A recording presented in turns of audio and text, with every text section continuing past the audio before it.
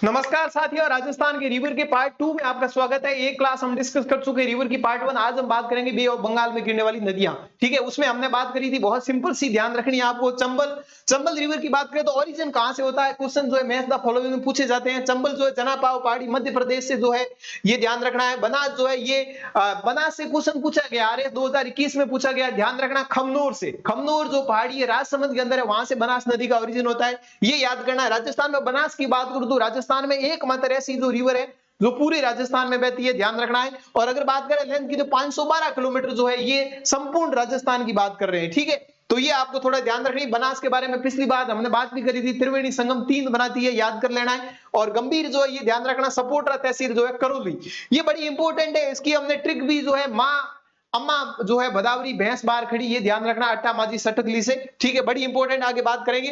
तो चंबल की बात करें यहाँ पे तो आपको ये ध्यान रखना, मेजर डैम बड़ी इंपॉर्टेंट है। Gandhi Sagar dam, Rana Pratap Sagar dam, Jawahar Sagar, Kota barrage, इनका एक ऑर्डर पूछा जाता है। ठीक है, तो ये आपको याद कर लेना है।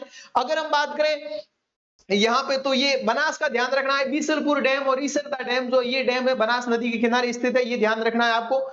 फिर उसके बाद बात करते हैं, हम डिस्कस करें इनलैंड रिवर। इनलैंड रिवर ध्यान रखना, ये कोई भी समुद्र में गिरती नहीं है। राजस्थान की सबसे बड़ी इनलैंड रिवर कौन सी है, वो है कांतली। ठीक है, तो घग्गर ध्यान रखना, ये हिमाचल प्रदेश से आती है, तो ये ध्यान रखना। कालका हिल से ओरिजिन है। कांतली का खंडेला हिल सीकर, खंडेला बड़ा इंपॉर्टेंट है यूरेनियम के लिए, राजस्थान में यूरेनियम जो है यहाँ पे मिलता है।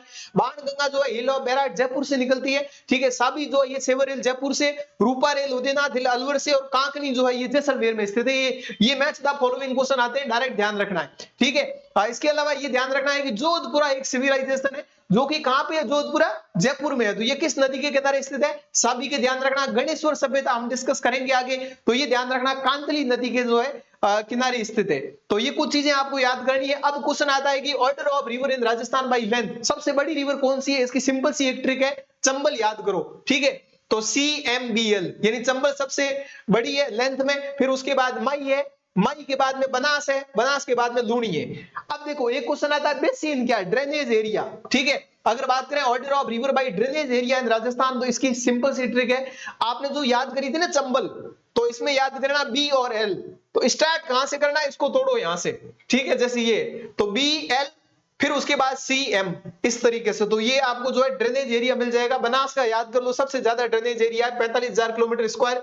फिर उसके बाद लूणी का है, फिर उसके बाद बात करें चंबल का, फिर मई का है, फिर बाणगंगा का, फिर साबरमती का। ये एक ऑर्डर वाला क्वेश्चन पूछा जा सकता है एग्जाम में, तो ये आपको जो है ध्यान रखना है। ठीक है, तो राजस्थान का जो रिवर की पार्ट की बात करें, ये हम सारी चीजें डिस्कस कर चुके हैं।